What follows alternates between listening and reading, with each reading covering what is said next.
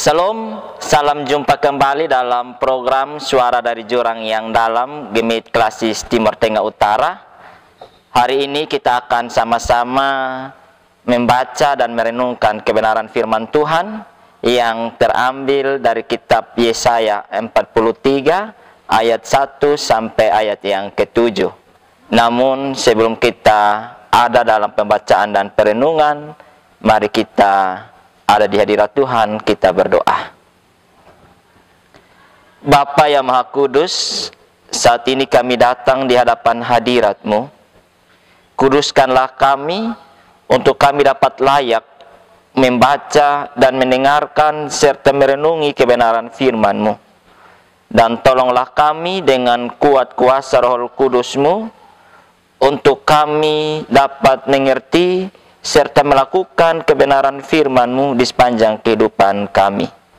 Terima kasih ya Bapa, hanya di dalam anak-Mu Yesus Kristus, firman yang hidup itu kami berdoa kepada Allah Bapa di sorga. Amin. Baik saudara-saudara, kita akan membaca kebenaran firman Tuhan, dan saya akan membacakan salah satu ayat sebagai bahan perenungan kita hari ini, yang terambil dari kitab Yesaya pasal 43 ayatnya yang keempat. Oleh karena engkau berharga di mataku dan mulia, dan aku ini mengasihi engkau, maka aku memberikan manusia sebagai gantimu, dan bangsa-bangsa sebagai ganti nyawamu. Demikianlah kebenaran firman Tuhan. Saudara-saudara yang dikasihi, yang dikatakan berbahagia ialah kita yang tidak saja membaca, mendengarkan, tetapi yang melakukan firman Tuhan ini dalam sepanjang kehidupannya. Firman Tuhan yang kita baca, kita akan merenunginya dalam terang tema manusia berharga dan mulia di mata Tuhan. Saudara yang terkasih, di bulan Agustus ini Indonesia kembali merayakan hari kemerdekaan. Tak terasa sudah 79 tahun bangsa ini berdiri, bebas merdeka dari penjajahan bangsa lain. Perjuangan para pahlawan menjadikan bangsa kita sebagai bangsa yang bebas dan berdaulat. Itulah sesuatu yang kita nikmati sampai hari ini.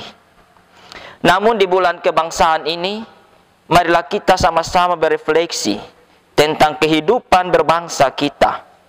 Apakah sebagai masyarakat Indonesia yang telah merdeka dari penjajahan, kita telah mengamalkan nilai-nilai Pancasila sebagai dasar ideologi bangsa ini?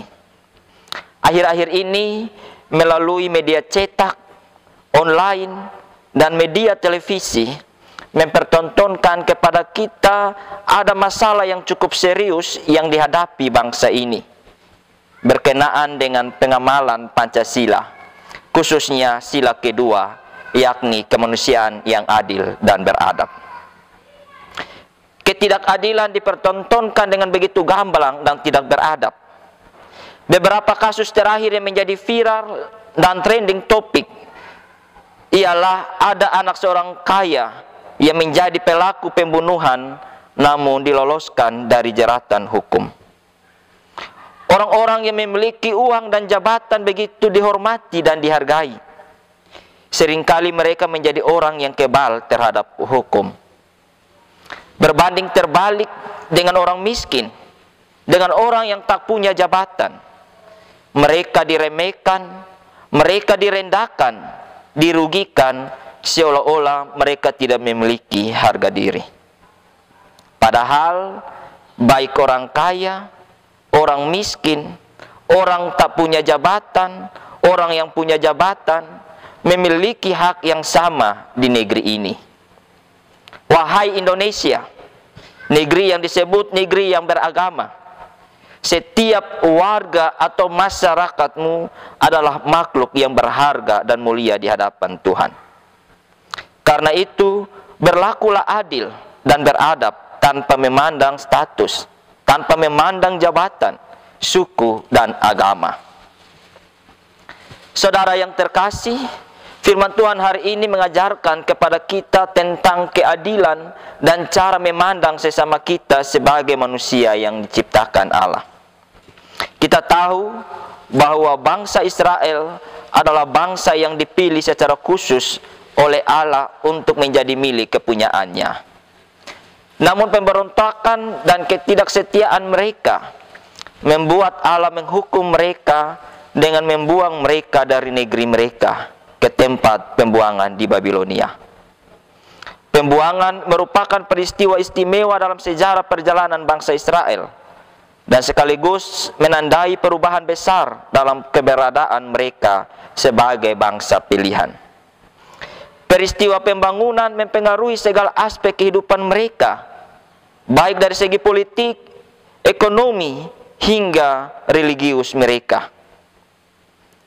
Kehadiran Nabi Yesaya mengajak orang Israel di pembuangan agar mereka tetap merasa sebagai manusia yang berharga di mata Tuhan, walaupun mereka berada dalam kondisi yang sulit. Yesaya mengingatkan bahwa Tuhan tetap mengasihi mereka meskipun mereka berada di pembuangan. Buktinya, Tuhan tetap memelihara mereka. Tuhan tetap melindungi mereka dengan berbagai cara di luar dugaan mereka.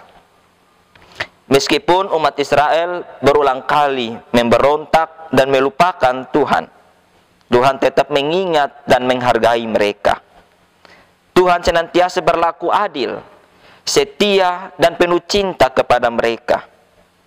Hal ini nyata dengan ungkapan pada ayat yang pertama, ketiga, dan keempat dalam pembacaan firman Tuhan kita yang terambil dari Yesaya pasal 43. Jangan takut, sebab aku telah menebus engkau.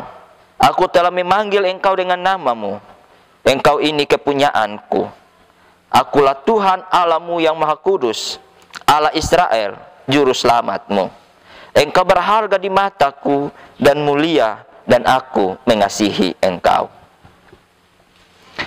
Saudara yang terkasih, ada beberapa pertanyaan dan menjadi poin penting untuk kita renungkan bersama. Yang pertama, sudahkah saudara berlaku adil dan beradab terhadap sesamamu? Keadilan menjadi hal yang berharga di negeri ini. Sistem dunia yang jahat membuat manusia sering kali sulit berbuat adil. Berbuat adil semakin sulit untuk dilakukan setelah mereka memiliki kekuasaan dan otoritas. Kekuasaan yang dimiliki seringkali membuat mereka dapat dengan mudah menyelewengkan keadilan. Berlaku adil bukanlah hal yang mudah untuk kita lakukan.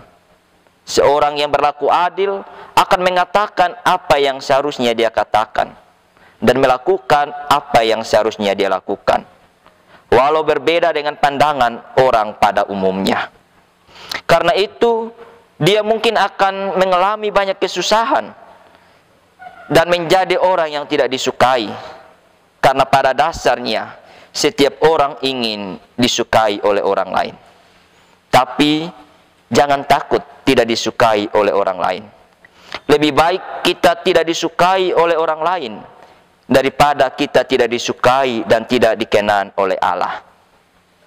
Saudara, ingat bahwa di mata Tuhan berlaku tidak adil adalah sebuah dosa. Tuhan mengajarkan bahwa hukum yang kedua adalah perintah untuk mengasihi sesama seperti diri kita sendiri. Ketika seseorang melakukan ketidakadilan, tindakan tersebut menunjukkan bahwa dia tidak mengasihi sesamanya, melainkan menindas sesamanya.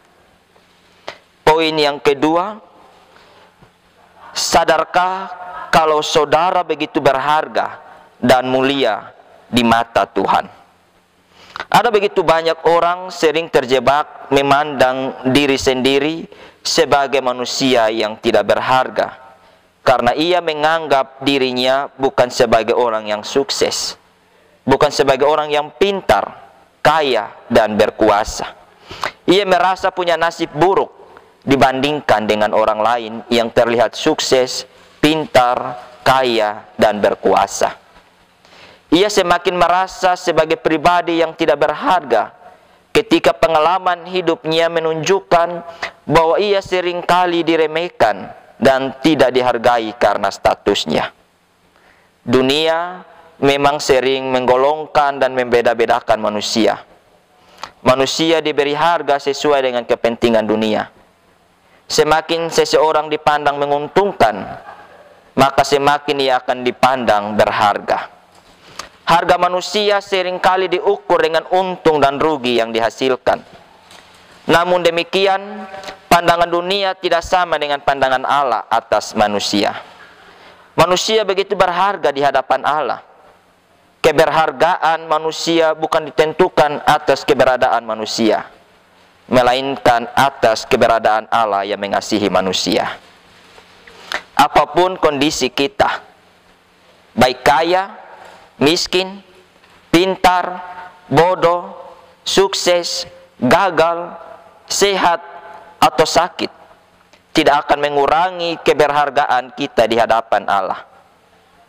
Kalimat firman Tuhan pada ayat yang pertama dalam pembacaan kita dalam kitab Yesaya pasal 43 menyebutkan bahwa aku telah menebus engkau, aku telah memanggil engkau, aku telah menyertai engkau, akulah Tuhan Allahmu, juru selamatmu, aku menebus engkau, aku mengasihi engkau. Semua ungkapan ini menunjukkan keberhargaan kita di hadapan Allah. Jadi, janganlah kita mudah merasa menjadi orang yang tidak berharga di dunia ini.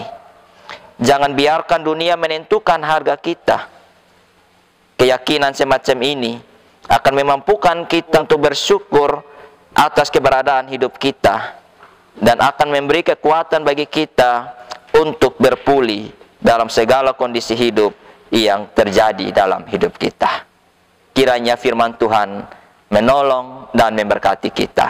Amin.